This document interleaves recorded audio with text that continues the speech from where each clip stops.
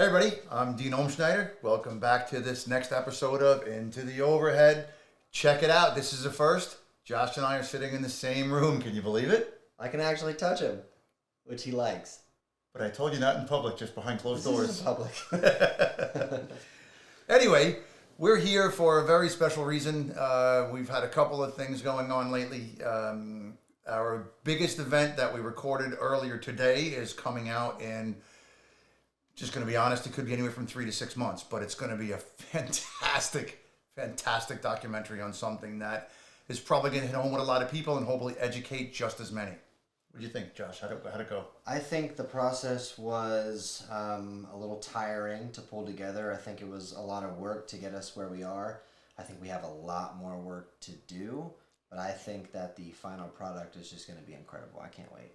Yeah, it's going to take us a while. We've got some on-location shooting to do and recording and editing and checking and verifying and legal documents and a whole bunch of stuff we got going on. But since we're done with that now and we were going to be together, Josh and I figured if we can come up with some other things that we can record, then we will. So I reached out to a student of myself. But I was about to ask you, who is that guy in the corner of their screen right now? Oh, that guy over there. Yeah. So should we introduce him? Do we have to? Only if it's going to be on the episode, I guess, right? Just walk away. So this is Zach Israel. Zach Israel is a cave student of mine. Zach, why don't you introduce yourself? Give the people listening and watching a little bit of history on you and your diving. Sure. Hey everybody, my name is Zach Israel. Native of Miami, Florida. I'm 23 years old, currently a mechanical engineering student up at Florida State in Tallahassee. I was open water certified back in 2012. That was a push from my mom to get us to be able to scuba dive on vacation. And I didn't really do much with it after that until I fell down the YouTube rabbit hole of cave diving pretty recently, and then decided that I was going to Cave Adventurers for the best overhead training you can get. Oh boy! Are you getting a discount for that one? I Sure didn't even prompt him with money, so you know. But I do say thank you to Dive Talk, because that's how Zach found us. He watched some of their videos and reached out to us because I believe Gus and Woody recommend us pretty often. All the time, yeah, for sure. Frequently. So, thanks, Gus. Thanks, Woody. You guys are awesome. So the purpose of having Zach here, Zach is a diabetic, and I've had some exposure to one or two other divers with diabetes, and I've never had any issues in the water. Well, Zach was, what class were we doing, Zach? Doing my first swing at full cave. Cool. So he was working on his full cave. He had a buddy with him. We were in Twin Cave, and when Zach first came to me, I didn't even know when we first got in the water that he was diabetic. What led to you having to tell me that? I think I told you during cavern class. Before we got in the water during cavern class, I explained because I had the gel packets that I was using for management back then. Right. And I think I had just recently installed the Camelback at after Ed had advised me about that. Quick question: Can we actually back up? What is diabetes? Sure. Yeah. Technical explanation alert coming. Well, hold on. Let me qualify myself as an expert on the subject. So, I've been diabetic since I was 6 years old, which means 17 years running now. I'm type 1 diabetic. There are two types of diabetes. There's type 1 juvenile. Type 2 develops later in life for different reasons. They're functionally similar in some ways and then very different in others. The first being that type 1 is not curable. So I'll be stuck with this for the rest of my life. Oh, woe is me. It's not cancer, and I'm not, I'm not too beat up about it, but it is something to manage in the day-to-day. So what is diabetes? Diabetes is an immunodeficiency. It's an autoimmune disorder. So my body believes that my pancreas, an organ which produces an enzyme called insulin, or a hormone called insulin, it believes that pancreas to be a foreign body. So as if I were to have an organ transplant and it would attack the new transplanted organ, my body attacks my pancreas in that same way. So it naturally kills off the insulin-producing cells. Therefore, my body does not produce insulin when the normal stimulus for that, i.e. raising glucose levels or sugar in the bloodstream goes up. I don't produce insulin like normal people would. So given that I can't auto-regulate to keep it low, I have to do that manually. So I carry around insulin on my own. Sometimes you can overcorrect, and now I'm having a hyper or a low glycemic episode. Those are significantly more dangerous than high blood sugars because you face the immediate risk of losing consciousness. High blood sugars are scarier for me in the long term because if I don't take very good care of myself now, then by the time I'm 60 or 70, you can see effects like nerve damage and blindness and amputations of some limbs in extreme cases. So there's a lot that goes into it. It is a lot, but it's also not a whole lot. It's a very manageable thing, all said, but complicated disorder. It sounds like something that you really have to take into consideration when you're doing any kind of diving, not even just technical diving. So did you have to get approval from your doctor to become a scuba diver with diabetes? Yeah, when we initially did the open water, I was still seeing the pediatric family doctor. So she pretty much just signed off because my mom said, hey, we're going to figure out how to manage this. The guy that certified me to open water, I'm blanking on his last name, but I just knew him as Jamie growing up. And he was a neighbor from up the street, open water instructor, and Jamie made it part of my demonstrable skills that I needed to be able to consume some form of glucose underwater or I wasn't getting certified. So we did gel packets, we did Mike and Ike's in a plastic bag, cherries on one dive, just to demonstrate that I could remove a regulator, put sugar in, chew, swallow, and be fine during the dive. And for open water diving and vacation diving and uninvolved recreational stuff, that works just fine. A bag of M&Ms will do. As you get up into technical diving and especially overhead, things get significantly more complicated. And as Dene and I found out, unfortunately, my planning wasn't up to snuff. Let's get into that in a minute, but let's start off from the very beginning. So Zach came to class, and I am recalling now that he did say in his pre-dive briefing, and even before that, he told me as the instructor, and I said, listen, as a diabetic, you have to share this information with everybody you're getting in the water with, not just the instructor. Every student, everybody that is with you, depending on you, and more importantly, that you may need to depend on. So Zach's pre-dive briefing consisted of, take it away, Zach. So in the very beginning, my pre-dive brief was essentially telling everybody, I am a diabetic. This was after the full checklist. I would let everybody know I'm a diabetic, and I would carry a tech bag on my right back D-ring for a backup mask. And on the outside pouch of that, I had 5 little self-contained glucose gel pouches, and that was my only management strategy. So I used to explain to people that it'll require no action on your part, but if I have a low blood sugar, I may call a hold on the dive, and I'll get my glucose pack out and deal with it. We hadn't taken the planning much further than that. Couple of times visiting the shop and just talking to Ed in the mornings. One day he recommended to me that I put a camelback into the K2. So I dive a Hollis Katana 2, and down the spine where the weight pouches are, I actually have 2 bungees that retain a 2-liter camelback now, and that 2-liter camelback is full of very, very sugary lemonade. Ed recommended that to me from another diver that he worked with during a rebreather class that was also diabetic.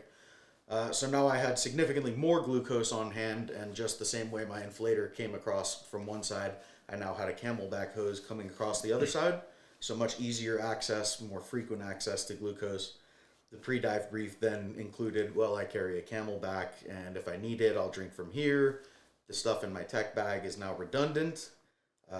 Planning improved a little bit to the point of considering if I lose this camelback for whatever reason, we're going to have to throw a thumb on the dive, and then I'll be able to use this redundant glucose to exit. And even now, we're still evolving what the pre-dive brief looks like as the equipment changes, as the planning changes. So there's still some polishing to be done there. And in the beginning, if I remember correctly, your pre-dive briefings included something to the effect of, hey, I may need to pull a hole in a dive so I can drink from my camelback.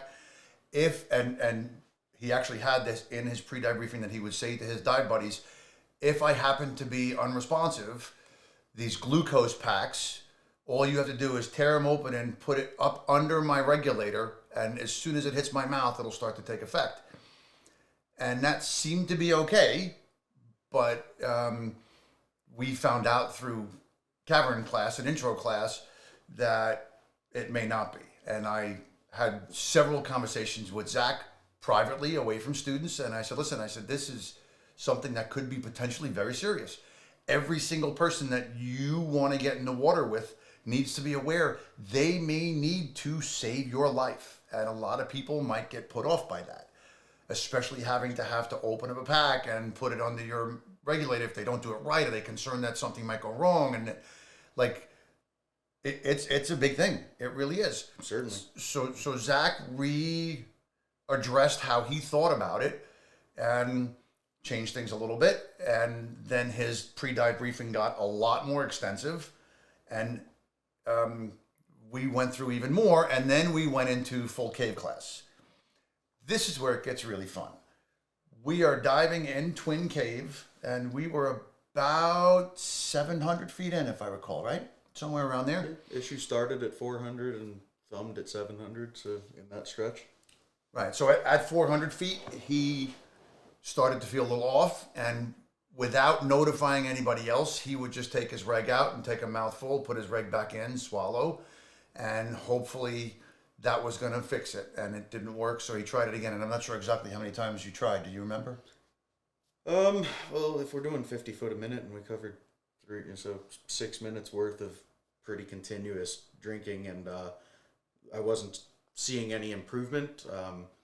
Since I've been diabetic so long, and it was something that my mother coached me on when I was very young, I have a very good sense of what the actual number is just based off of how I feel in my body.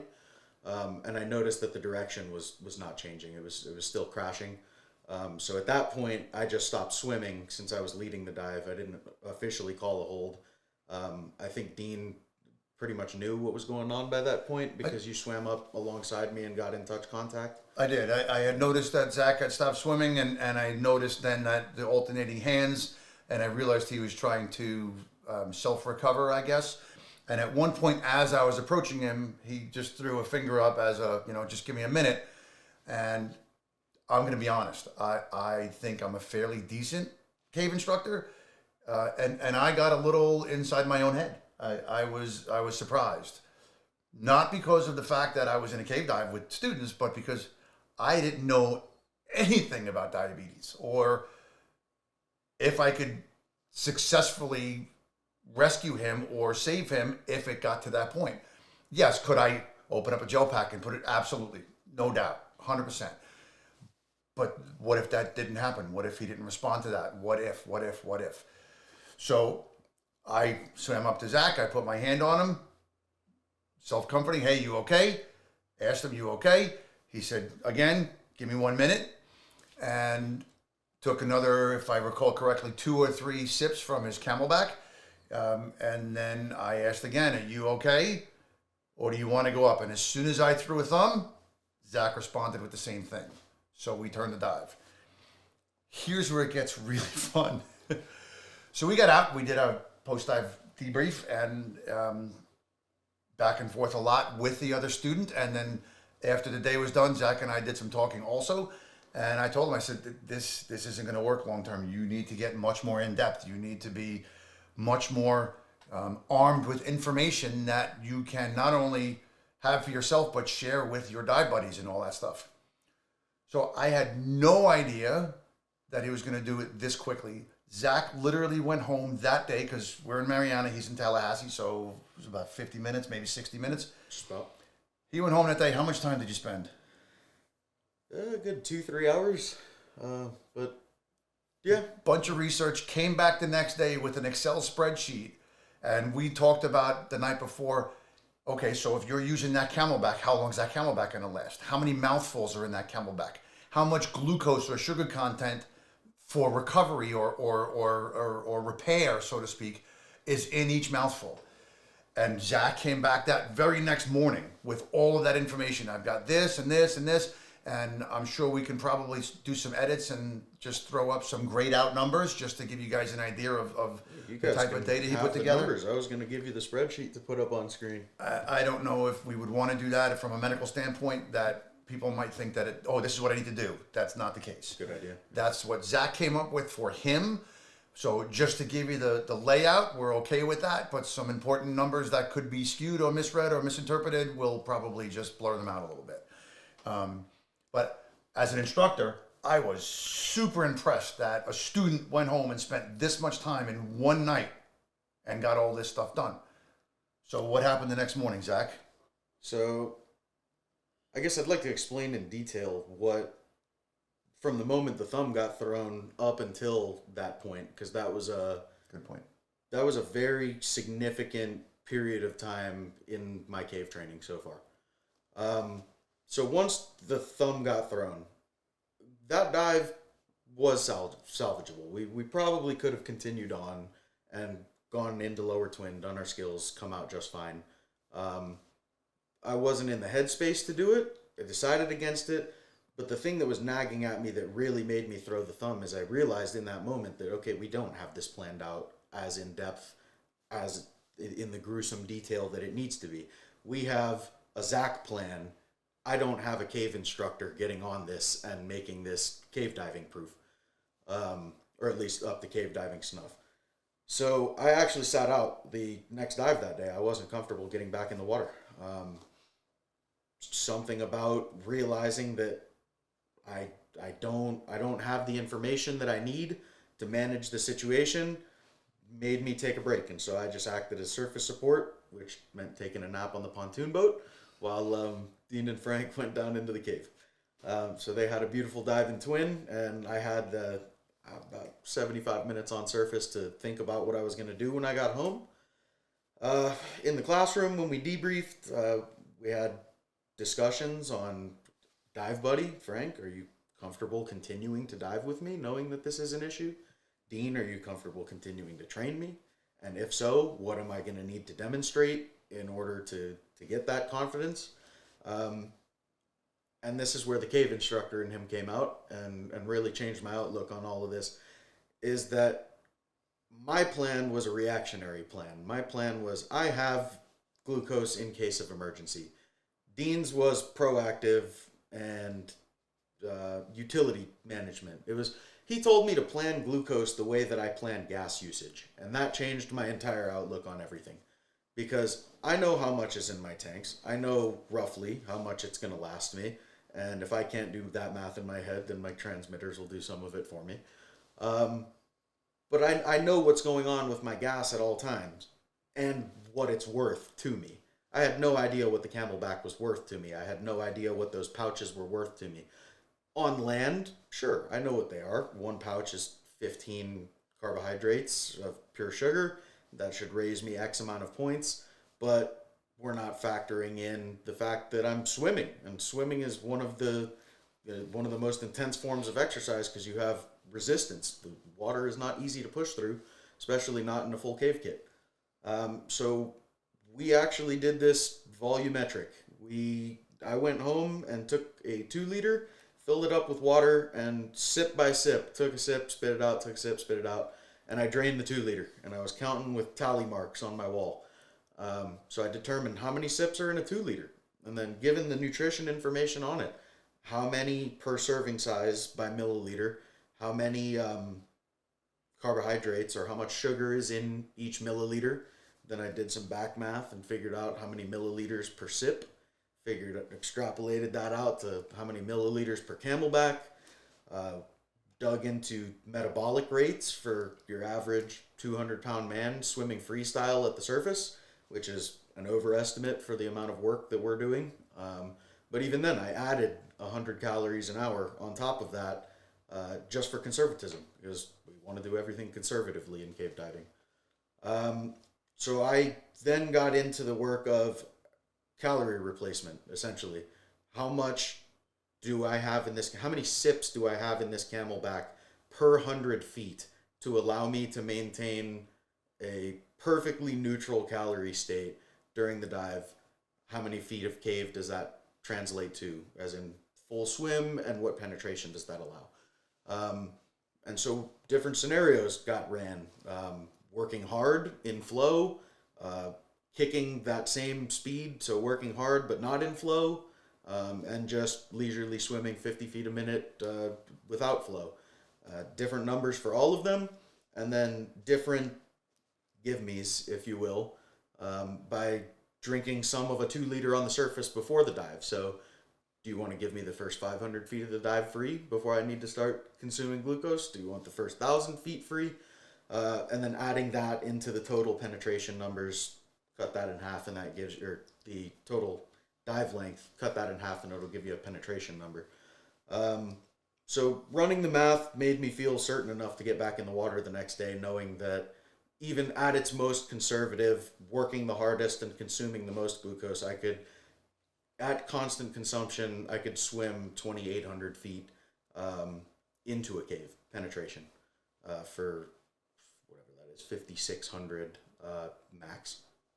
So that level of detail brought the confidence back into the equation for me. And it took a cave instructor sitting down with me and working out what needed to be worked out or what even needed to be thought about. These are things that I never would have considered, especially not putting it in terms of glucose per 100 feet of cave. Question for you. So we know that liquid is incompressible, okay? But the Camelback is a flexible container, so there's obviously some airspace in there. Did you find that it was easier or harder to drink from that during different parts of the dive, or was it always pretty consistent? No, I do a good job of trying to get as little air into it as possible, and then I'll, same way with a P-valve, we pre-plumb it, so I'll drink a little bit out of it before we hit the water just to make sure that all the gas is out of it. I'm not getting any expansion, contraction. Occasionally I'll get an air bubble in the tube just because the fitting isn't perfect, right? But yeah, no, in general, it doesn't affect my buoyancy at all. Doesn't, since it runs down the center line of the K2, it doesn't affect my trim at all. And it's there for when I need it, but now we have a much better plan. We also didn't consider protecting the actual bladder itself until this math got discussed, and so now I'm in the works on how we're going to get some Kevlar around that, possibly redundant bladders.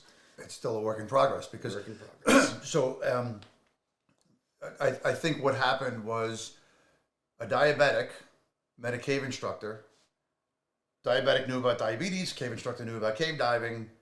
Neither one realized how it could affect the other person until it actually affected both of us at the same time. And that's what started this, just a barrage of questions in our heads. Because I care about my students. Zach cares about cave diving safely, you know. As far as bubbles in the bladder, one of the benefits is that those bubbles are at surface pressure. So if you go down, that gas bubble might get compressed, but it's not going to expand to the point where it's going to explode the bladder. But it's a cave environment, and if something happened where that bladder somehow got shifted and got exposed and got torn, and all of that fluid, whatever it is, whether it's soda or lemonade or whatever, if that got lost, then what? You know, obviously he's got those gel packs to turn the dive and exit, but I said, hey, you know, what can we do? How could we get a redundant Camelback in there so if one breaks, you have a second one? Side mount Camelbacks. I like it. Let's do it. Yeah, Well, he's got the one right now right down the weight spine. Mm-hmm. So I said, you know, what if we went horizontally across? So he's currently working on that, right? Yeah, I took the measurements on the K2. It looks like it should work out. I bought the two, I don't even know what you would call them, but Josh, you might be familiar with this. Those like Molly Camelback retainers that you would put on the back of a plate carrier or a vest that are that ripstop nylon. Mm-hmm. Just get two of those and zip tie them together. Find a way to get them cave lined or zip tied into the probably cave line into the rebreather loops on the katana. They seem to fit pretty perfectly square back there, and then I should be able to have redundant bladders that are protected by a really thick, impenetrable outer skin, and there's still math to be done, because now that we're talking about it, I didn't do the math on the redundant glucose pouches. I need to see how many feet we can get out of those. I'd be interested to have, and this is a little bit off topic, I'd be interested to have a discussion on where discrimination comes into selecting students based on their health issues.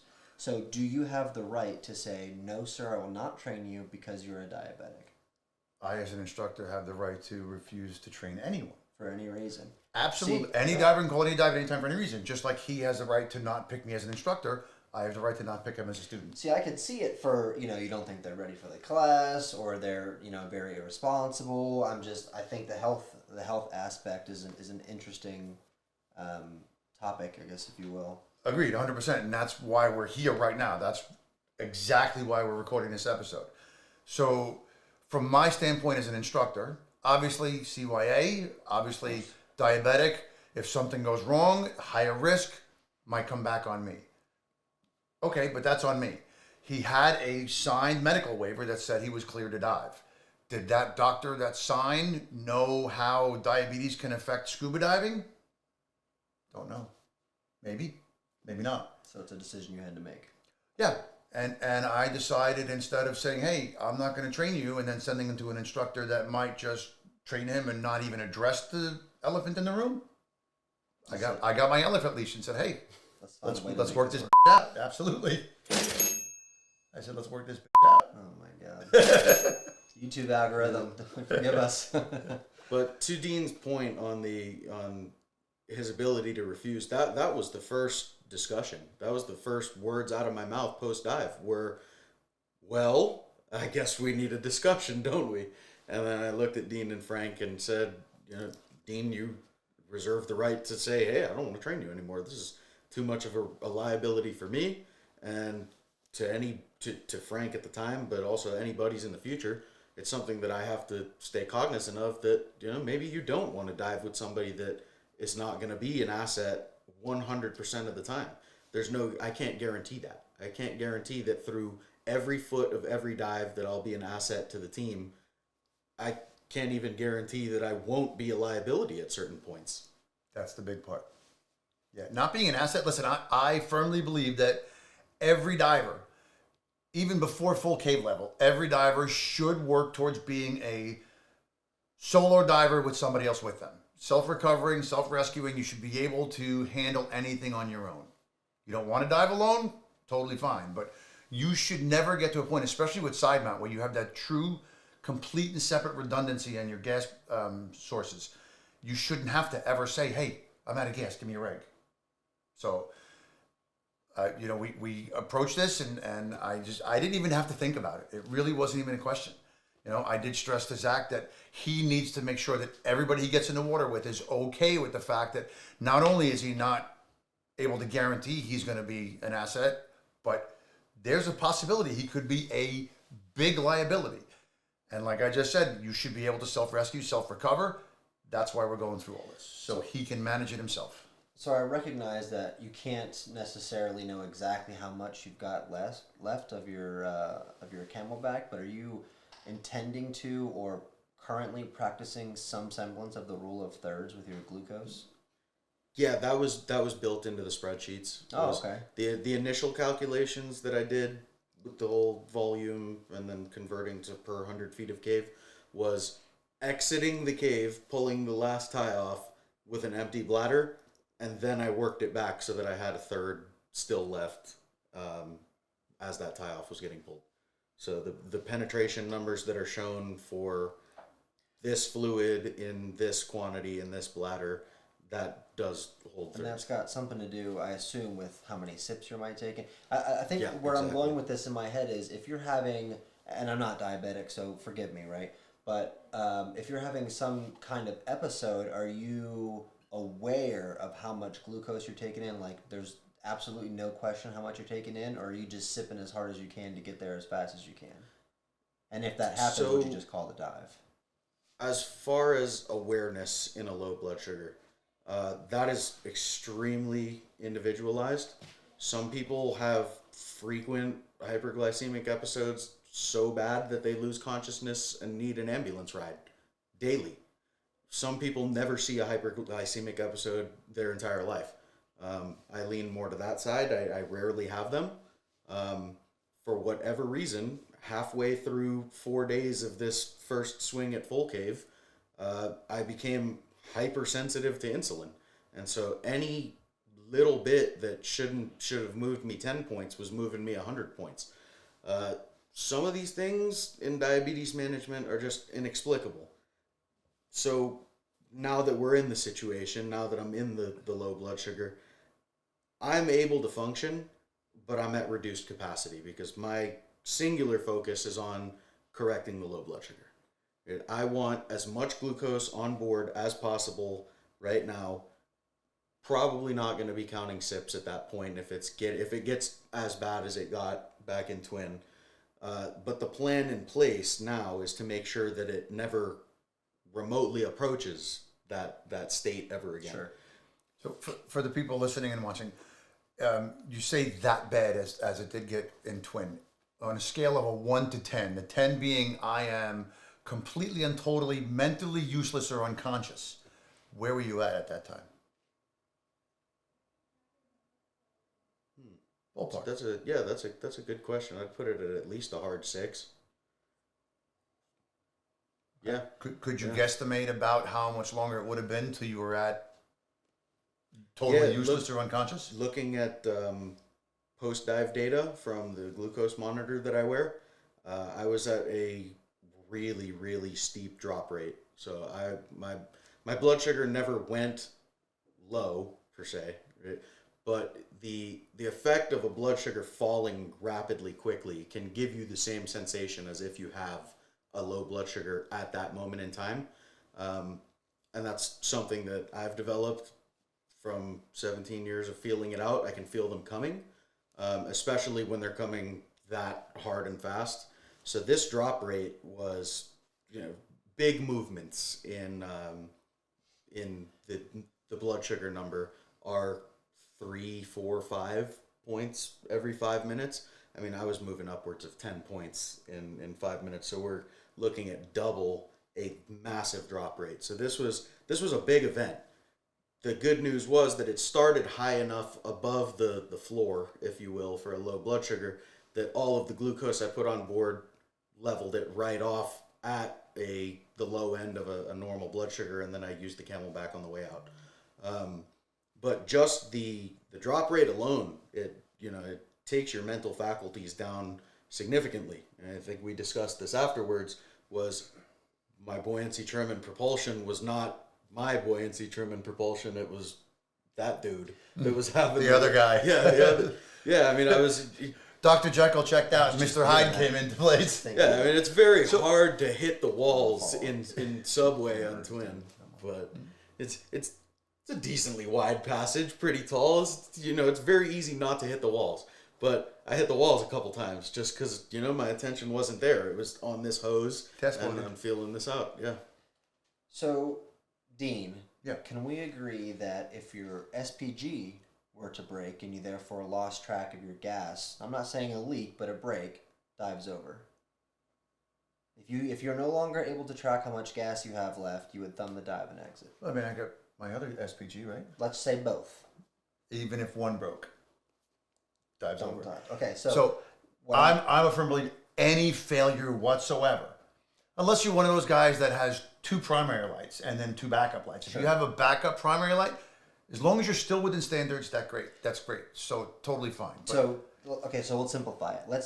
For whatever reason, you no longer know how much gas you have in your tanks. Dive is over, right? Yep, turn it around. So I ask that because, again, if you are in an episode and you're just taking on as much glucose as you can, even if you potentially have 90-80% of your glucose left in your bag, the dive's still over, right? You're thumbing the dive for sure? Yeah. Okay. Yeah. That's all I want to know. If I know that a significant portion of that, because for me, right, sips are now converted into feet of penetration. Mm-hmm. So if I know that I've just blown 1,500 feet of penetration and we're 500 in and we were planning for 2,000, well, dive's over. For sure. This is why Dean brought in the idea of a second bladder, because I can get big numbers off of a single. If I just upgrade the size to a 3-liter from a 2-liter, I can get really big numbers off of a single bladder. So even if I were to drain an entire one in an emergency, then dive could still be on with that first one, and then in the tech bag, redundant, sealed individual pouches for in case we lose that, with mitigation strategies to not lose it. Do you know if they make camelbacks with 7-foot long hoses? I'll carry one for you. I wanted to comment about that before because you had asked about if he uses the rule of thirds on his Camelback. Yeah, and he said he does, but understand, obviously, it's not for a third for his buddy. It's a third for, right, if I use a third to get in and I plan on a third to get out, but what if your getting out is delayed? If there's a problem, if there's anything going on, takes longer for whatever reason, he's got some extra in your reserve. Intake increases on the way out or whatever from some episode, and you're already at the furthest point of penetration, so it's too late to call the dive. Right. Yeah. And I think right now Zach, you're at the point where you're consuming right before you go under, and then the first 500 feet you're not touching the Camelback, right? Yes, I've been up to the 500-foot arrow has been a freebie by chugging a massive amount of glucose and intentionally bringing the blood sugar up high. So into the mid 250s, which is pretty decently high for anybody in the medical community. Not massive, but you wouldn't want to be there long term. But for the course of a dive, that it won't cause any lasting damage. So that's a much safer starting position than, the hyperglycemic floor. The number that it begins at is 70 and below. You don't want to have a massive drop rate starting at 80. If you need to intercept that drop rate, you would rather start above 200. So and just to clarify, everybody listening and watching, after that 500-foot arrow, every 100 foot he's taking some more. So I think what Zach is going to end up doing, and correct me if I'm wrong, Zach, but if something happens, if a sharp drop happens that causes him to hit that straw significantly more, hey, I'm outside my dive plan. Let's turn around and just go. So go ahead. You said you take in a lot of glucose right before your dive, right? Mm-hmm. And if I'm using the term glucose improperly, feel free to correct me. And I'm not asking you for a medical explanation because, again, none of us are doctors. We're not trying to give medical advice here. Dene and I always say that this is just, entertainment and educational purposes, but... We're just dumb guys talking. Exactly. If you take in, if you spike, right, glucose before you start your dive specifically so that you can do your first 500 without having to take any additional, what happens if the dive gets called 50 feet in? Is that dangerous for you? Do you have a plan to handle a situation like that? Is the initial hyper? If the you initial spike high super blood high sugar? so that you can swim and then you don't get to swim because the dive's been canceled 10 feet in, let's say. What do? Do you just swim laps around the pool to work that off? Is that dangerous? Insulin pen. Yeah. Is that? I thought it was. I thought it was an EpiPen. Yeah, a lot of people do confuse them for EpiPens because they're colorful and plastic, and they work exactly the same way, where you press a button, and it auto injects with a little needle on the tip. But diabetes is a balancing act between two extremes. There's high and low blood sugar, and like I mentioned in the beginning, the low blood sugar, especially for what we're doing, is significantly more dangerous because of that risk of passing out. On land, does it matter if I pass out on a couch somewhere? Probably not, but still more dangerous. But the insulin brings blood sugar down, and glucose, that's just a term for, it's just sugar. Anything is glucose. That burger that I ate earlier turned to glucose once it was metabolized. Can you use that pen underwater? That might be a stupid question, but again, I don't know anything about this stuff. Yeah, you could. We've looked into there's an alternative to this pen for emergency low blood sugars. So the drop rate that I had in Twin Caves, but not starting from a blood sugar of 250. So I'm at 70, I'm already at the floor, and I'm having the worst drop rate that I've seen in 17 years. Now is the time to whip out this emergency pen, and that's called the glucagon pen. Glucose, glucagon. That is a much bigger needle than what's on this pen.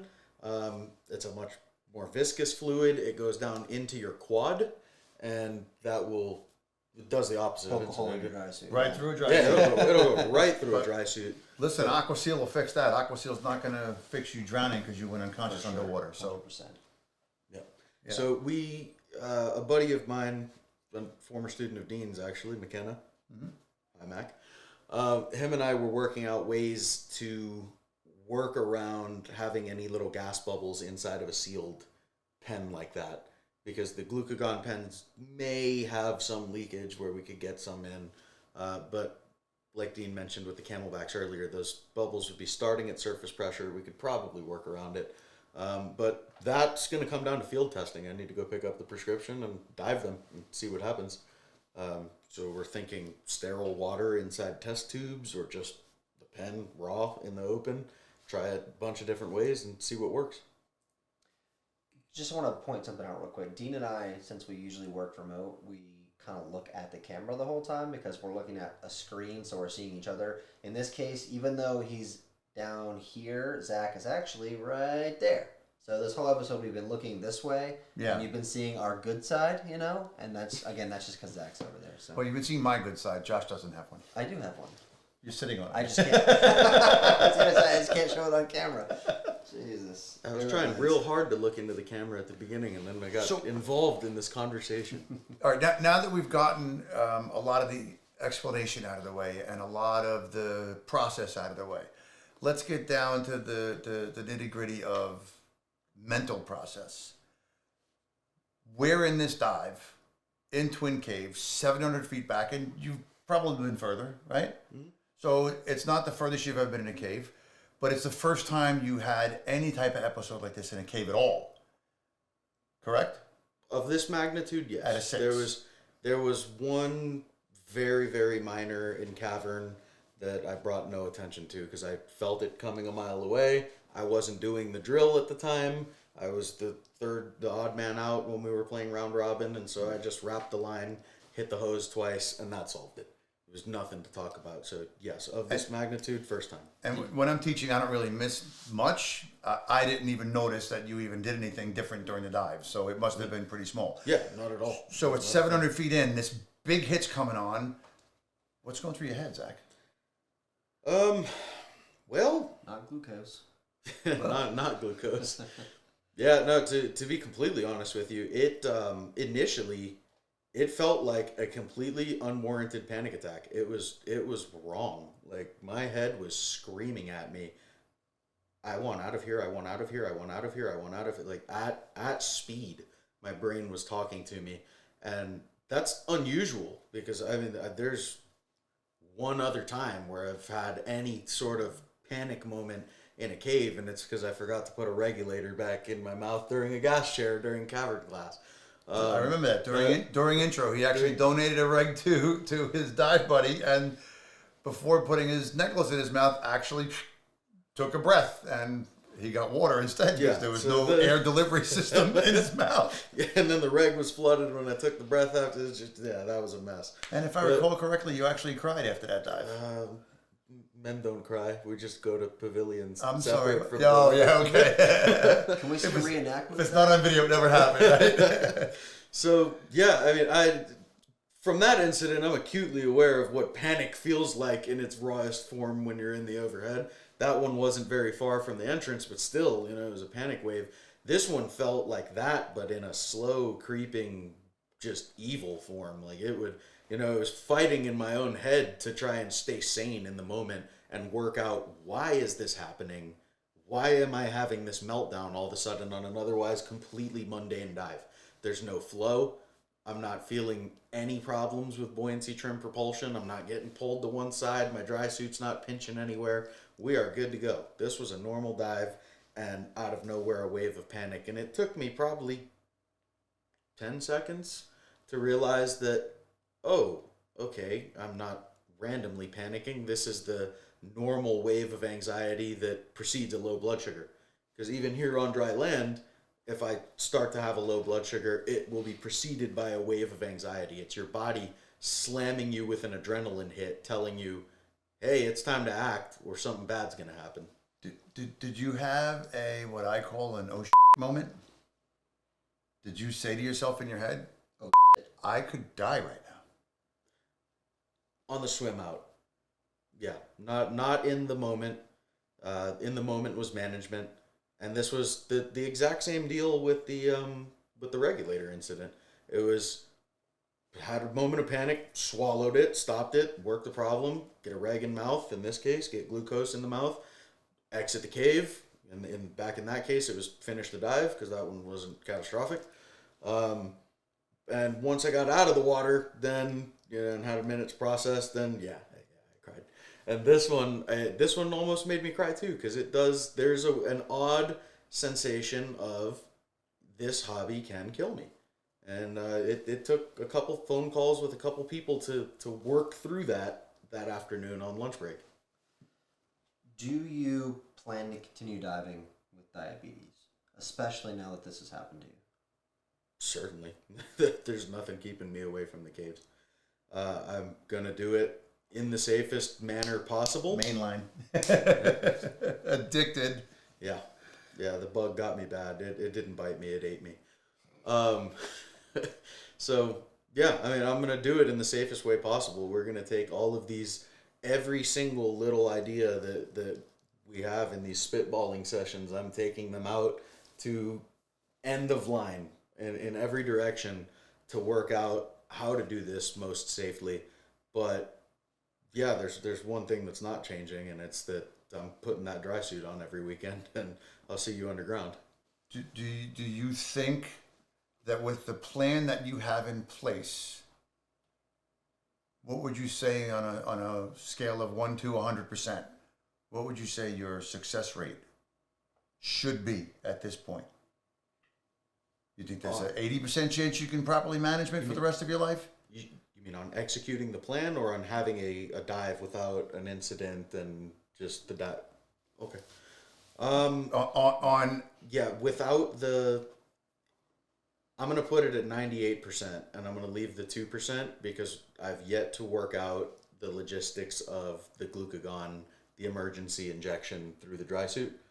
When I get that little puzzle piece worked in, when I figure out how that responds to hydrostatic pressure and how I can dive it, then I will have the absolute worst case, because that is the control measure for the uncontrollable. And right now we have control measures for everything up to the uncontrollable. So yeah, I'm very confident with what we have now. There's that one piece that we've identified that's missing, that's being worked on. When that's in place, then I'll be content. As your instructor, I'm going to suggest that you back that 98% down to probably more like 85 to 90%. Could be. I think that last final 2% should be, because you can't guarantee anything, so that's going to always be there no matter what. You've still got to work on that pen, and you're also still working on redundant camelbacks and the skins for the camelbacks. So there's still a couple other variables that we're working on, but I think when we're all said and done, and I'm just the guy that's pulling questions to make Zach think about what he needs to think about, because he doesn't know what he doesn't know about cave diving. And I don't know what I don't know about diabetes, but between the two of us, I'm confident that we'll be able to keep you cave diving, and more importantly, keep you cave diving safely. This is what cave instructors are for. I don't know, well, nowadays I know how to cave dive, sort of. But no, I don't know the procedures. I don't know what questions to ask, and I don't know what risks to even anticipate without having somebody that has several thousand cave dives and hundreds of students and has seen the issues and poses the questions. And yeah, that's been the most productive bit of training that I've had in my entire dive career in the past couple weeks. Cool. On a personal level, as a diver with diabetes, would you dive with someone else who also has diabetes? Just the two of you, nobody else? Because I feel like that's double the risk. But do you think the management can handle two people? In open water, yes. In any overhead environment, I would probably not put two diabetics on the team. Especially not if it was us two alone. And strictly from a risk management. And that's just because of what Dean said, that it can, no matter how well you prepare, it can happen. And if both of us happen to have a low blood sugar at the same time that a geologic event blows out the visibility and we're 30 feet off the gold line, and or not even the gold line, we're in a jump somewhere, we need to navigate blind in touch contact while low blood sugars. No, it sounds crazy, but it's diving as if, and you're not going to put two diabetics on a dive together. They just touched fists, by the way. They left me out also, so that's also... There we go. You feel lonely, don't you? Well, Get over it. You're going to be that way for your life. Nuts as if, okay? Nuts as if. So, I think as the instructor that's trying to help Zach work through this, the first thing that Zach would ask any diabetic that wanted to dive with him, hey, do you have a plan like this in place? And on that note, unless you have any further questions for Zach or Zach has any further questions for us, I would like to ask you, Zach. We often get people asking questions and feedback and all that stuff. I'm hoping, please, everybody listening and watching, I'm hoping this is why we're doing this. If you're in this situation, if you're dealing with this type of stuff, reach out and ask. We're more than happy to help. And if Zach doesn't have anything against it, and I'm kind of hoping he won't, I'm sure he'll allow us to give you guys his contact information because he can probably give you much more better information than we can. For sure. He is the subject matter expert here. You guys don't want to talk to me. I'm so boring. Yeah, Well, we agree, but you know. we're featuring you on an episode because you're so boring. Yeah, well, he's boring, but the topic It's the is bottom kinda interesting. bottom of the barrel episode here. We did have no other options this week, right? Everybody else canceled. Yeah. But yes, I'm more than happy to help anybody with this, and I'm also more than happy to take advice and suggestions from anybody that is diabetic, has diabetic friends that are into tech and cave diving, any management strategies that work for you, things that we haven't discussed here. Just ideas need to get thrown around because the more you have to evaluate, then the bigger pool you have to pick from for success. Cool. You have any questions for us, Zach? As a diabetic looking to continue diving? You knew I was going to go below the belt with that one. No. We have a different podcast for that. Exactly. Onlyfans.com podcast. Cool. Anyway, thanks for joining us, everybody. Again, I'm Dean Olmschneider here with Josh Underwood. and our student and friend. Zach Israel. Thanks for joining us on this episode of Into the Overhead.